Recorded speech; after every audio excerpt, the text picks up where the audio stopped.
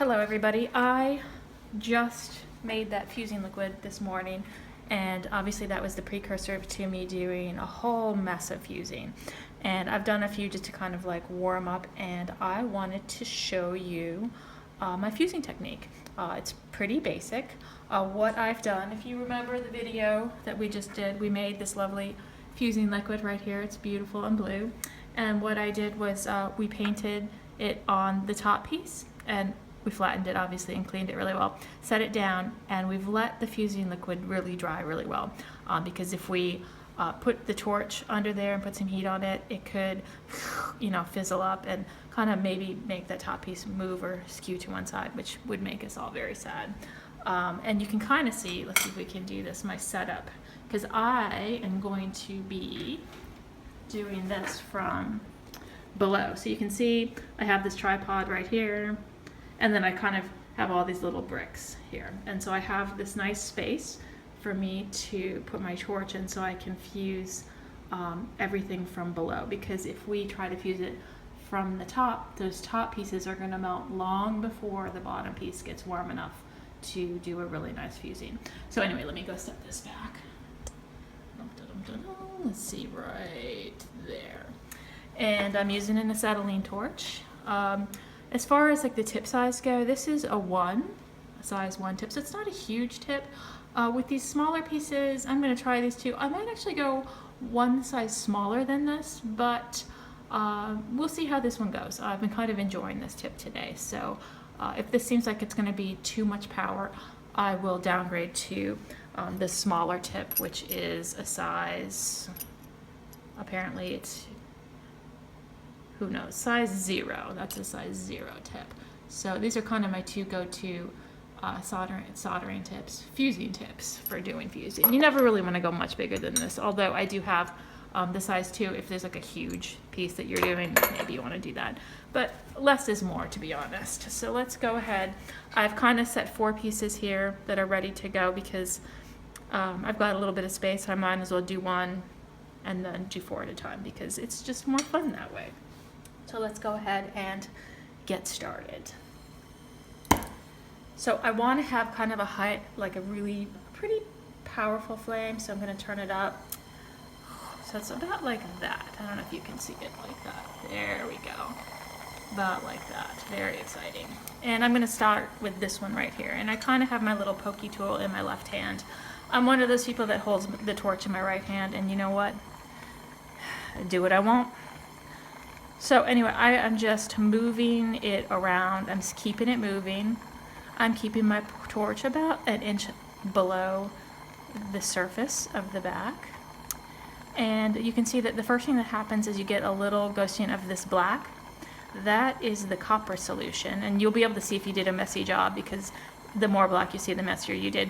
It's no big deal. It's going to turn black first, and then it's going to burn cleanly away. So you don't have to worry about it sticking around. But you can see the next thing that happens is it turns kind of a beet red, and now we need to pay attention because I'm looking for the surface of the silver to shimmer, which means that it's liquefied, and I want to see that shimmer on the top piece, not just the bottom piece, because if I see it on the top piece, I know that I'm going to get a good fuse.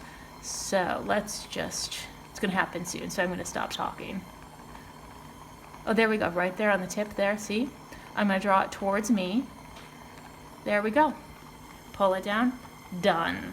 Let's do another one, because this is fun. That's why I kind of set up 4 in a row. Yeah, if you really had a more potent flame on here, it would happen so fast you wouldn't really be able to control it.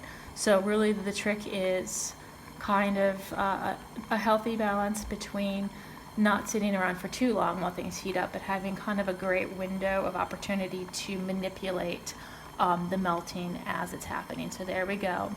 We've kind of burnt off the copper, and now it's kind of turned a brick red, and that's going to happen any moment.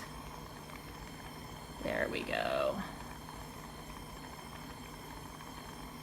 There we go. Oh, there we go. See right there on the top? I'm going to drag it right to me. And done. See how fast that happens. if it doesn't happen that fast, it's fine. I can let this piece cool down, you know, sandwich it, flatten it between two steel blocks, and do it again, because it's fine silver. You don't have to pickle it. It's glorious. So seriously, don't feel like you need to push it, because then you're gonna melt it. And trust me, you'll melt some. I mean, this, I'm making it look kind of easy, but I have done hundreds and hundreds of these. So your best bet is, if it's not quite flat, it's not quite sticking down, cool it off, flatten it, put a little bit more fusing liquid on the exterior edges if you want, and then just have at it again. You can see there's a little bit more of the black. That is the copper solution. These are going to go super fast because they're real dainty.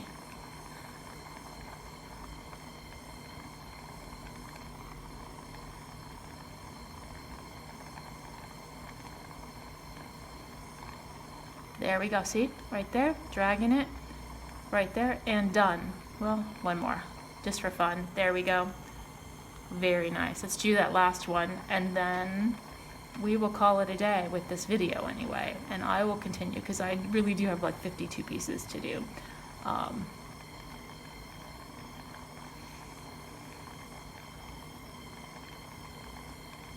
But once something is fused, it's as if it was always together. You know, there's nothing that can pull it apart. I guess you could obviously saw it apart, but you can do other things. You can solder other things to it. It's just a really clean way of joining things. Oh, here we go. Wow, that was fast. See, this one's not stuck down as nicely. So I'm going to, see, maybe this is going to be the one that I melt, you know, as an educational thing. Let's try this one more time. You're gonna melt some, so just seriously. But I am not melting this piece, I swear to God. Oh my goodness. See, now this is the time where I'm like, I was being kind of lazy with these littler pieces. Come on, little man. There we go, there we go. You know, I don't think it's all the way done, but you know what? I'm gonna let it cool. Let's go ahead and turn that off. Not a success for that last one, you know, hubris. But anyway, no worries, because what I'm going to do is, these three look beautiful. I'm going to let those cool, and then I'm going to drill this hole, cut these pieces out. And this one, I'm going to let it cool, flatten it, and redo it, because that's just how it happens. Even the best of us have to do it twice. So no worries about that. Anyway, I am going to get continuing on with what I'm doing, and I hope that was helpful.